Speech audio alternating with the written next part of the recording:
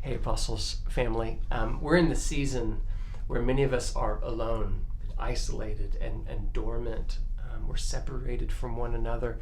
And so how are we imagining or praying that this season is not where we're just at the mercy of our isolation, but it turns into sort of a fruitful dormancy, like a seed planted into the ground, that insofar that it's open to the resources that the soil has for it, it will be a fruitful tree, bringing into life all the resources that it received from the soil. And so how are we doing that as a church? And one of the ways in which we're going to begin practicing that as a whole body, a whole corporate church, is that we're going to begin practicing midday prayer.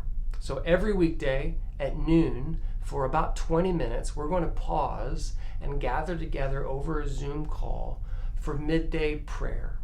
Now, during this midday prayer, we are going to be recognizing our weakness and our limitations and confessing God's strength and sovereignty. He is not limited, right? We're going to be asking him to extend past our weaknesses, to extend past our limitations, to renew us, to beautify us as a church, and to renew and to beautify our city, to heal us and to heal our city, to protect us and to protect our city.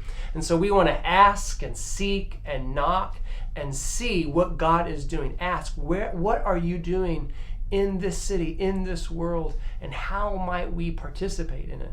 We will need creative, redemptive energy, not anxious energy to serve our city. And so we want this season to be a fruitful dormancy, a fruitful isolation, so that when we come out of dormancy, when we can gather together and the normal, ordinary ways of serving are open to us, we are bringing with it a new kind of energy, a new kind of renewal, a new kind of fruitfulness and resources that weren't available to us in previous seasons. So would you prayerfully consider participating in that midday prayer?